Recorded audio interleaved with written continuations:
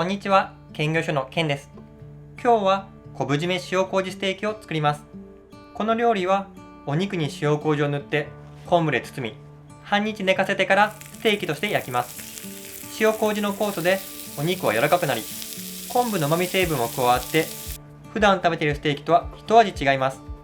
安いお肉でも美味しくなるので試していただけると嬉しいです。それでは早速作ります。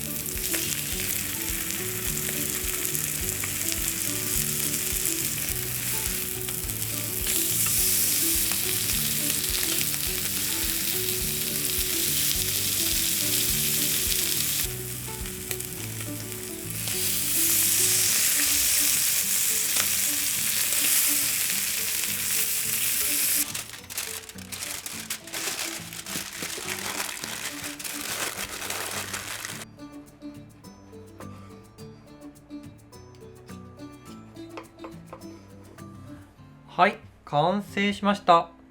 全然ね、見た目が違いますね。こちらが普通のステーキで、こちらは塩麹を塗って昆布締めしたものになります。水分が抜けているのでかなり締まってます。2つをこちらに並べたんですけども、並べると差があるのがね、よくわかると思います。まずは普通のステーキからいただきます。普通にね、めちゃくちゃ美味しいです。次に塩麹を塗って昆布締めした方をいただきます。おいしい。もともとは1枚のステーキ肉なんですけども、全然ね、味わいが違います。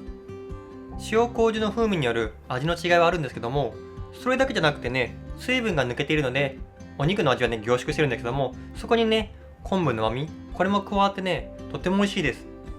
また、漫画ではわさび醤油をつけて食べていたので、そちらもね、やってみようと思います。わさびを少し乗せて、そしてね、醤油に少しつけていただきます。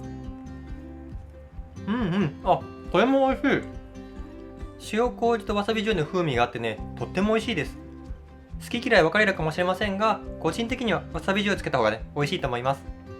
今回のレシピは、山と食欲と私の14巻を参考にして作りました。今回紹介したレシピの他に様々なアウトドア料理が出てきます。それらもとっても美味しそうですし、何よりね、ストーリーも面白いので、ね、おすすめの漫画になります。今回紹介したレシピとともに、漫画の購入リンクを下の概要欄に貼っておきます。ぜひチェックしてください。最後までご視聴ありがとうございました。このチャンネルでは、キャンプ場でも簡単に作れる料理を紹介します。ぜひチャンネル登録とグッドボタンをお願いします。それではまた次回。バイバイ。